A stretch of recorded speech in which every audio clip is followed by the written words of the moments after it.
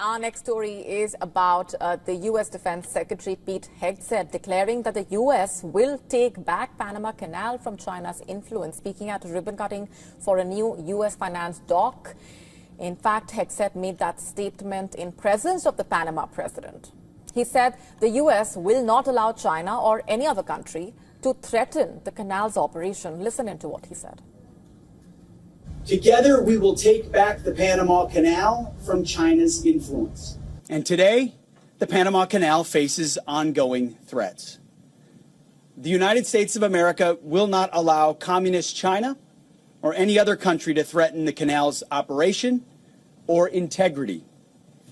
To this end, the United States and Panama have done more in recent weeks to strengthen our defense and security cooperation than we have in decades. In his speech, Hegseth alluded to ports at either end of the canal that are controlled by a Hong Kong consortium. It is in the process of selling its controlling stake to another consortium, including BlackRock Inc., which is an American multinational investment company. The sale would effectively put the ports under American control once the sale is complete.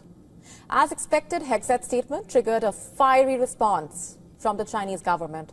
China condemned Hegseth's remarks and slammed him for falsely portraying China as a threat to the Panama Canal, urging the U.S. to cease spreading misleading remarks. The U.S. senior official maliciously attacked China and vilified and sabotaged China-Panama cooperation, which once again lays bare America's bullying and hegemonic nature. China firmly opposes it. It is so clear for all to see who wants to control the Panama Canal. The U.S. should take a hard look in the mirror to find out who is threatening other countries' sovereignty, security, and development. China calls on the U.S. to stop spreading rumors and making trouble, and stop linking China to the Panama Canal issue with ill intention to find an excuse for America's attempt to control the canal. Meanwhile, let me stress that compromise and concession does not protect sovereignty or win respect, but will only embolden the bully.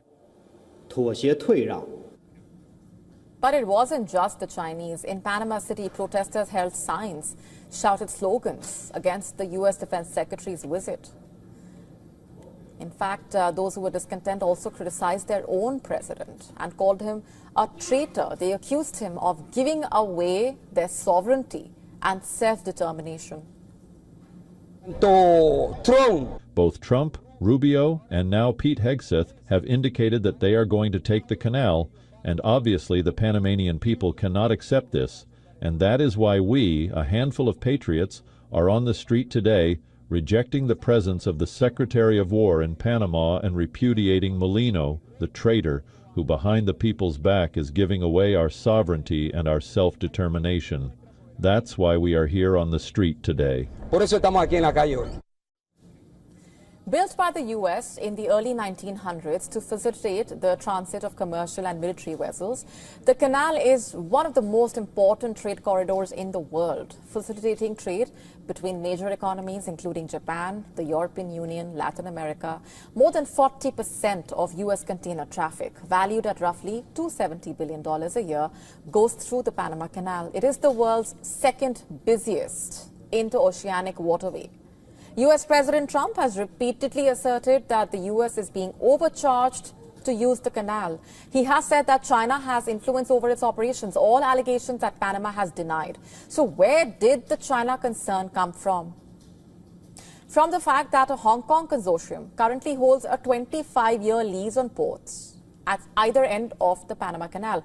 The Panamanian government announced that the lease was being audited and on Monday concluded that there were irregularities. In only 2 decades, China has become a dominant player in shipbuilding, claiming more than half of the world's commercial shipbuilding market. According to a report released last month by the Center for Strategic and International Studies, the U.S. share has fallen to just 0.1%. posing serious economic and national security challenges for the U.S. and its allies. And as a result, U.S. President Trump vowed to take back the Panama Canal and launch a series of military deployments and joint exercises with Panama. Early this year, Trump refused to rule out the use of military force to take control of the canal. That's right. He told reporters that all options are on the table, if it meant protecting national security interests. His top official, Hegseth, has also confirmed that multiple U.S. Navy ships, Coast Guard ships, aircraft have since been deployed in and around Panama as part of a quote-unquote bold first steps to revive defense and security ties between the countries. Shifting focus now to India, the South Indian state of Tamil Nadu has achieved the highest real economic growth rate in India for 2024 to 25, outperforming other states in the country. The state grew at 9.69%, which is the best figure in the country and the highest for Tamil Nadu in the past 10 years. The achievement is significant. It underlines just how Tamil Nadu's economy has only been getting stronger year after year. The Chief Minister attributed this economic success to the state's unwavering focus on inclusivity, gender equality, and geographical spread of growths, crediting the Dravidian model with keeping the state and the people ahead in its pursuit of a $1 trillion economy. But at this point, it's important to ask what real economic growth is. Real growth meaning the growth of the economy minus inflation. This gives a clear picture of how much actual progress a state has made as opposed to nominal growth that includes inflation. In terms of nominal growth, the state has recorded a growth rate of 14.02% in the year 2024 to 25, which is again the highest among all Indian states. As per the latest data furnished by the Union Ministry of Statistics and Program Implementation, the state's gross state domestic product, or GSDP, that was estimated at about 16 lakh crore rupees, had in fact risen to over 17 lakh crore rupees for 2024 to 25, once again highlighting how the state's economy is growing by leaps and bounds compared to previous years, even at its lowest during the COVID period in 2020 to 21. With the national economy growing at 0.07%, Tamil Nadu managed to record a positive growth in contrast to other states that recorded negative growth. As you know, the COVID-19 years were challenging, with state governments all across the country scrambling for resources in a way, which is why managing a major health crisis while keeping a hold on economic growth is no mean feat. It just goes on to show, in a way, how Tamil Nadu has set the bar really high by being a top-performing state. And which are the other states that have also shown good economic growth? Southern states, Andhra Pradesh, Karnataka. In fact, Maharashtra also faring well. While in the north, Rajasthan and Haryana performed creditably. On the other hand, states like Meghalaya, Himachal Pradesh, Punjab, Madhya Pradesh have performed relatively poorly, according to government data. However, data for states like Gujarat, Bihar, Uttar Pradesh failed to find even a mention on the government website. Not just that, they are reportedly among 14 states and union territories whose growth rates for the year have not been mentioned on the government portal. Why is that? States like Bihar, Madhya Pradesh, Uttar Pradesh have been traditionally lagging behind in terms of economic growth, healthcare, education, among other indicators. But has that picture changed now? Or rather, will it change in the near future? States like Uttar Pradesh claim that they have shed the label of poor economic performers.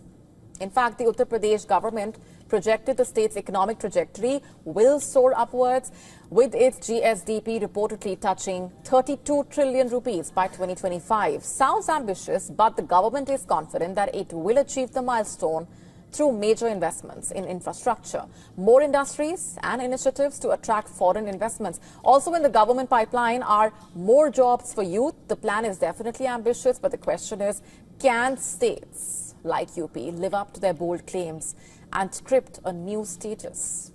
We will know in the near. Moving on for now, London's High Court has officially dismissed Vijay Mallya's latest attempt to overturn a bankruptcy order tied to a staggering debt exceeding $1.2 billion. The verdict, in fact, comes as yet another blow to the former liquor baron, who has been locked in legal battles for over a decade. Mallya, who fled to Britain amid mounting financial troubles, had sought to reverse the bankruptcy order first issued in 2021. That order stemmed from a 2017 ruling in India where a consortium of Indian banks led by the State Bank of India secured a judgment against him. Malia had personally guaranteed loans to his now defunct Kingfisher Airlines, which collapsed in 2012 under massive losses. His legal team argued during a February hearing that lenders had already recovered enough assets to settle the debt. They claimed the bankruptcy order was unjustified and unnecessary. In a written decision, Judge Anthony Mann made it clear that the bankruptcy order remains intact. Mann ruled that despite Malia's claims, the debt has not been fully resolved and the banks have the right to pursue recovery. Malia or his lawyers are yet to comment on the latest development. This bankruptcy case is only one part of Malia's growing list of legal battles. Back in India, he's wanted on fraud and money laundering charges in connection with the collapse of Kingfisher Airlines. The Indian government has been pushing hard for his extradition through a UK court, though a UK court rejected Malia's appeal against extradition in 2020. British authorities are yet to enforce the order. According to Judge Mann, Malia continues to resist extradition through other pending legal avenues. Come summers, the temperatures around the world do scale up. But what if the same phenomenon happens during springtime? As per scientists from the European Union, Europe experienced its warmest March ever. And not just Europe. As per EU's Copernicus Climate Change Service, the month of March this year was the planet's second warmest on record, exceeded only by March in 2024. What explains this? Scientists think it is the effect of climate change, which continues to push temperatures to unprecedented levels, but it does not come without its warning signs. Take, for example, spells of extraordinary heat that continued throughout March. Global average temperatures in March were reportedly almost 1.6 degrees Celsius higher than in pre-industrial times. But that's the thing about climate change, where two extreme or contrasting weather events can happen pretty much at the same time. While on one hand, Europe reeled under some of the highest temperatures and even faced drought-like conditions, parts of Europe also experienced heavy rainfall, and they are not so unrelated after all, as it all traces back to the warming up of our planet. As per scientists, warmer air holds more moisture, thus leading to heavy rainfall when the storm clouds break and even flooding. But it's not just weather change that serves as an indicator to climate change, but also declining Arctic ice levels, which reportedly fell to the lowest last month for any March in 47 years. Climate change is a ticking time bomb, and events like these only serve as a reminder.